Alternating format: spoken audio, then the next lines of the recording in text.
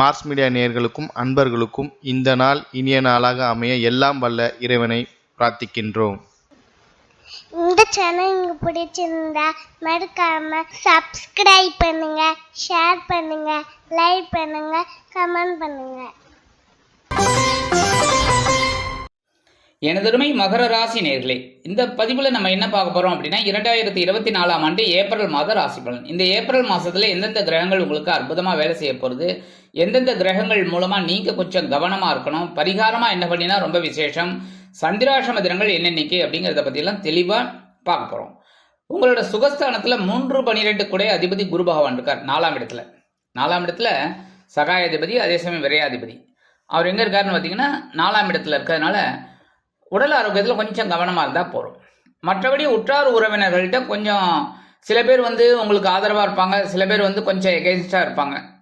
அவங்களெல்லாம் நீங்கள் இனம் கண்டு ஒதுங்கி கொள்வது அல்லது ஒதுக்கி கொள்வது நல்லது. அதேமாரி உடல் ஆரோக்கியம் சிறப்பாக இருக்கணும் அப்படின்னா சில மருத்துவ செலவுகள் இருக்கலாம். மற்றபடி உடன்பிறப்புகளின் மூலம் சில செலவுகள் வந்து சேரலாம். வெளியூர் அல்லது வெளிநாட்டு பயணங்களின் மூலம் சில நன்மைகள் கிடைக்கும். தொழில் வியாபாரம் ஓரளவுக்கு திருப்திகரமாக இருக்கும். திடீரென லாபம் வரும், திடீரென சில நேரங்களில் எதிர்பாராத ஒரு செலவுகளும் வந்து சேரும். குருவின் பார்வை பலம் அப்படின்னு பார்த்தீங்கன்னா உங்களோட அஷ்டம ராசியில் பார்க்கறதுனால ஓரளவுக்கு உங்களுக்கு உடல் ஆரோக்கியம் சிறப்பாக இருக்கும். சின்ன சின்ன மருத்துவ செலவுகள் தான் இருக்குமே தவிர பெரிய அளவில் பாதிப்புகள் இராது. மற்றபடி வம்பு வழக்குகள் இதெல்லாம் கொஞ்சம் கட்டுக்குள்ளே இருக்கும். அடுத்த பார்வையா 7ஆம் பார்வையா உங்கள் ஜீவனஸ்தானத்தை பார்க்கறதுனால உத்தியோகத்தில் பரபரப்பாக இருப்பீங்க, தொழில் வியாபாரத்திலையும் பரபரப்பாக இருப்பீங்க. அதனாலே உத்தியோகத்தில் இருக்கிறவங்களுக்குலாம் ஒரு வேலை பளு இருந்தாலும் ஓரளவுக்கு நிம்மதி கிடைக்கும், அந்த உயர்வுகள் அதெல்லாம் கிடைக்கும். தொழில் வியாபாரம் ஓரளவுக்கு நல்லபடியாக இருக்கும். அடுத்த பார்வையா உங்களோட விரைய ராசியை பார்க்கறதுனால செலவுகள் கொஞ்சம் அப்பப்போ எட்டி பார்த்துட்டு போகும். நிறைய செலவுகள் ஒன்று மாற்றி ஒன்று வந்துக்கிட்டு தான் இருக்கும். அதெல்லாம் கொஞ்சம் மீட் அவுட் பண்ணிங்கன்னா ரொம்ப நல்லது. அடுத்தபடியாக பாக்கியஸ்தானத்தில் கேது பகவான் இருக்கார். 9ஆம் இடத்துல கேது பகவான் இருக்கிறது ஓரளவுக்கு நல்லது தான். அப்படின்னாலும் தந்தை வழி உறவுகள் ஓரளவுக்கு அனுகூலமாக இருப்பாங்க. புனித தலையாத்திரை செல்லக்கூடிய வாய்ப்புகள் சிலருக்கு உருவாகும். ஆன்மீக விஷயங்களில் நாட்டம் செல்லும். சில பேருக்கு எதிர்பாராத உதவிகள் எல்லாம் செஞ்சு மகிழ்வீங்க. புண்ணிய தலையாத்திரை செல்லும் வாய்ப்புகள் சிலருக்கு கிடைக்கும்.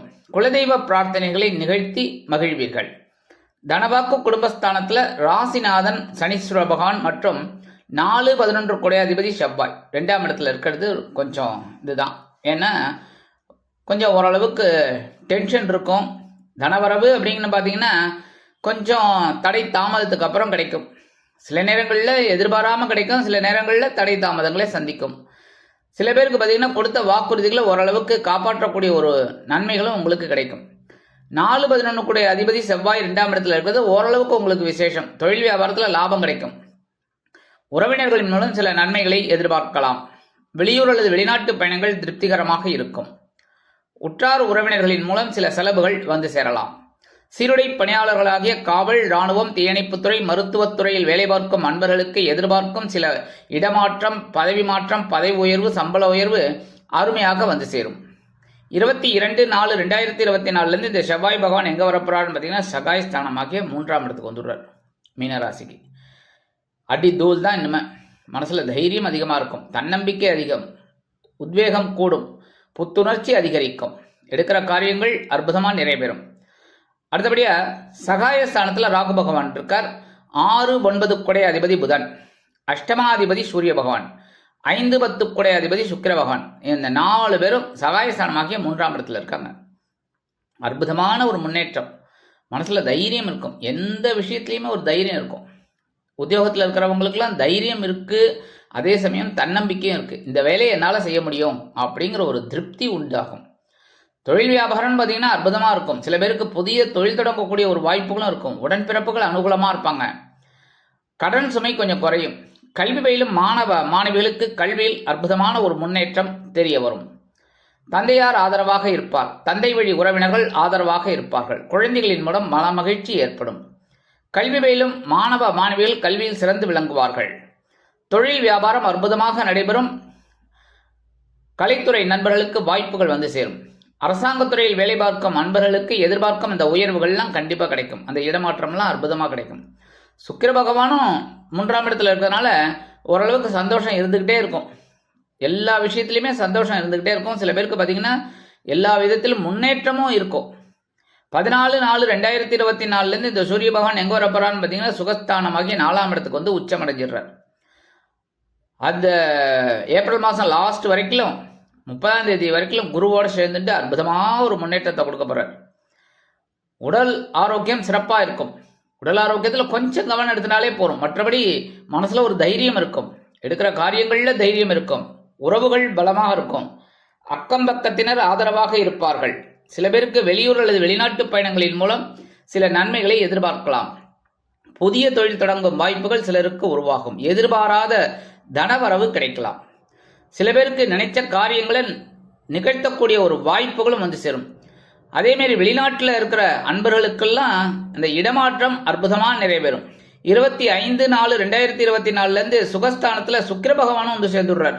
அதனால சில பேருக்கு பார்த்தீங்கன்னா விலை உயர்ந்த பொருட்களை வாங்கி மகிழும் வாய்ப்புகளும் உண்டாகும். உற்றார் உறவினர்களின் இல்ல திருமண நிகழ்ச்சிகளில் கலந்து கொண்டு மகிழ்வீர்கள். சமூக அந்தஸ்தில் இருப்பவர்களுக்கு புகழும் மரியாதையும் கூடும். அதே மாதிரி சில பேருக்கு எடுக்கிற காரியங்கள் அற்புதமாக மன நிறைவை கொடுக்கும். இந்த மாதம் சந்திராஷ்டம தினங்கள் அப்படின்னு பார்த்தீங்கன்னா 18/4/2024, 19/4/2024, 20/4/2024. இந்த தினங்களில் நீங்கள் எச்சரிக்கையாகவும் பொறுமையாகவும் நிதானமாகவும் கவனமாகவும் நடந்து கொண்டீர்கள் என்றால் கண்டிப்பாக நன்மைகள் இரட்டிப்பாகும். பரிகாரமாக என்ன பண்ணணும் அப்படின்னா, எம்பெருமான் விநாயக பெருமானுக்கு அருகம்புல் மாலை சாத்தி வழிபாடு பண்ணுங்கோ. அதனாலே மனசில் இருக்கிற சங்கடங்கள்லாம் குறையும்.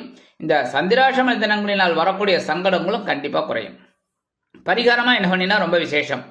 கண்டிப்பாக நவ கிரகங்களில் உள்ள புத்திரக்காரகராகிய குரு பகவானை வியாழக்கிழமையில நெய் தீபம் ஏற்றி வழிபாடு பண்ணுங்கோ.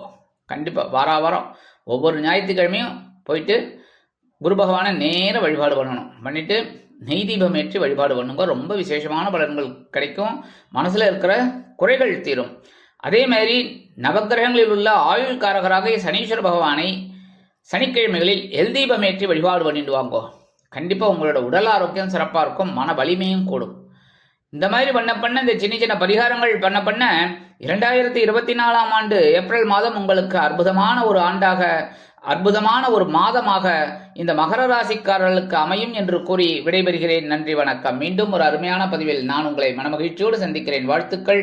வாழ்க வளமுடன். இந்த சேனல் உங்களுக்கு பிடிச்சிருந்தா மறக்காம சப்ஸ்கிரைப் பண்ணுங்க, லைக் பண்ணுங்க, ஷேர் பண்ணுங்க.